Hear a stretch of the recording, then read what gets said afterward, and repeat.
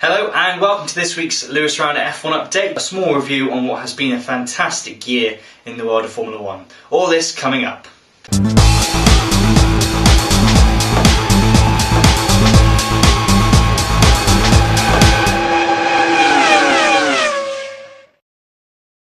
Not much latest news to talk about, but with the season review, I'm going to make it quick, short and sweet, because I don't want to drag it on too much. But we'll start off with, well, the best driver of the year. Now, it's a lot of people have been saying to me, Fernando Alonso is my main driver. I would say Sebastian Vettel because he won the World Championship, and yes, he had the most dominant car, he had the quickest car, but you don't win a World Championship by accident, and absolutely right. But in terms of performance and absolute drive, you have to give it to Fernando Alonso, I think. For a driver on his own, the season he had, I'm not saying he's a better driver than Vettel. No, I'm not saying that. I'm saying this season alone, if you'd never seen Formula 1 before, and you judged a driver on how far he pushed the limit, the overtakes he made, I draw back to the Valencia Grand Prix, inspiring moves, Romain Grosjean, Mark Webber, I think, and then being able to carry out the pace to pull away from those teams in cars that are meant to be quicker than his. Vettel couldn't do that.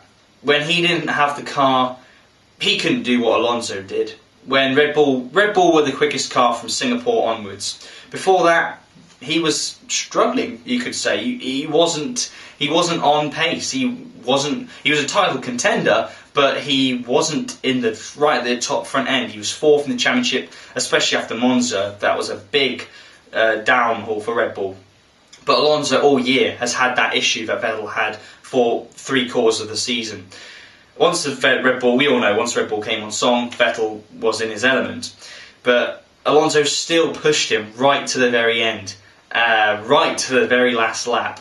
And for me, Alonso this year was undoubtedly the driver of the year. Now we go to drive of the year. Let's see which driver made the best race, most exciting race, how far, where he started to where he achieved.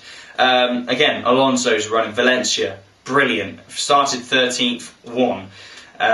You've also got Sergio Perez, started on the hard compound tyre in Monza, and it ended up paying off. Went on to the medium tyre and ended up finishing second, almost catching Lewis Hamilton. But I think the race you've got to give it to has to be Sebastian Vettel in Abu Dhabi. I thought it was an absolute brilliant race from him.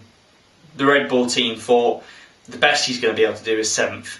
Yes, absolutely, the two safety cars went into his favour. But if you think about it, had he not had that wing damage from the first safety car period, he would have been even further up.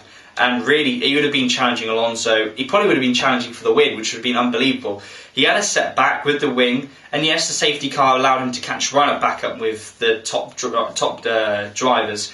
But the overtakes he made straight away, brilliant. He didn't mess around. He went on with it, and in the end, he only finished a place behind Alonso. No matter what you say about the fact that he was in the quickest car, to still do that under huge amount of pressure. I mean, he could have easily balled it, leading the championship. Had a rough qualifying, but managed to get third, and then he disqualified from the qualifying because of not enough fuel left to take a sample.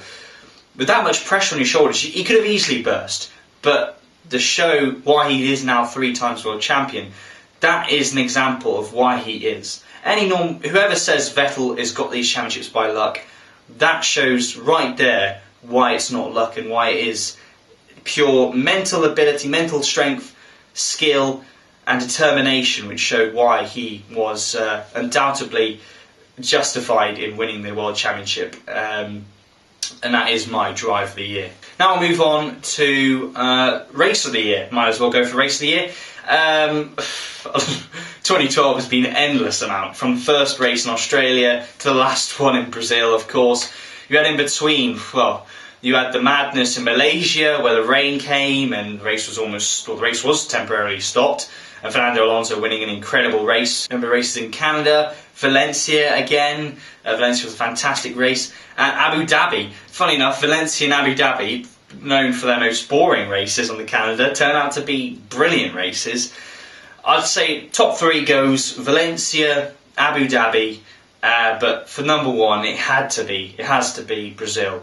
I was sitting there and I was stressed. I mean, Vettel being taken out in the 3rd corner of the first lap. When I saw Senna make that contact and his car was damaged, terminally damaged, I thought, that's it. Vettel has to have suspension damage. He spun around, but I thought, surely it's too damaged to continue. And it was heavily damaged on the exhaust port. And how that system didn't melt itself, burn and fail, crack the exhaust, I don't know. Alonso, he drove the wheels off the thing, got up to where he needed to be temporarily, but you thought, right, it's in Vettel's hands, it dries, the track dries, it rains again, but it's not wet enough to be on wet tyres. Hulkenberg, from out of nowhere, challenges the 2 McLaren drivers, leads the race.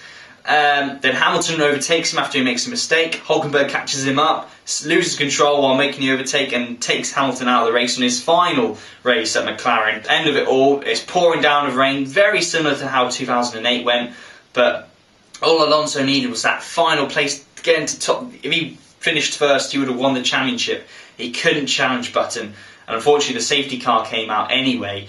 He was 20 seconds down the road, Button, but the safety car came out with Paul di Resta's crash. I think it was on the final or penultimate lap, which then ended any hopes of Alonso winning the championship. That was my race of the year. Brazil is always a fantastic race, and 2012 was no exception.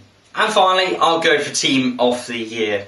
Now, you got Red Bull, Ferrari, McLaren, Mercedes, Lotus. I'd say for my most improved Team of the Year, I'd go for Sauber. I thought the car from the year before, they were a midfield team. This year, they really challenged for perhaps.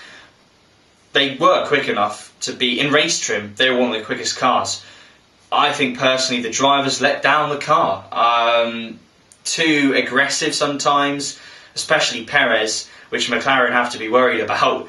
He can't afford to do that in McLaren. But there were so many chances that Sauber could have taken a lot more points. They could have challenged Mercedes, definitely. They could have beaten them. Their car was far superior over Mercedes in the second half of the year, and the fact they didn't pass them shows, the drivers could have done a lot better. But going to the best team, it has to be Red Bull. Adrian Newey, again, it has been a lot tougher for them. The blown diffuser ban really did affect that car performance-wise. And once they tinkered with it and it all clicked, once it clicked, that was it. That car was back on where it was in 2011. There were shades of that. India, Korea, Singapore.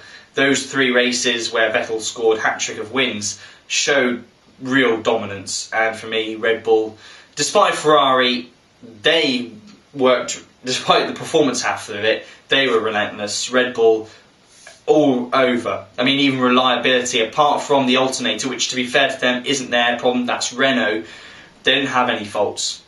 And the fact their car stood in good shape in Brazil, Vettel's car, after it was damaged, just shows how much of an improvement they've made over the last few years. So, for me, Red Bull, with Adrian Newey, the Team of the Year. That's it for this week's F1 update. Thank you very much for watching. I'll be back next week for more news and the new year as well. Until then, have a great rest of your year, and I'll see you then.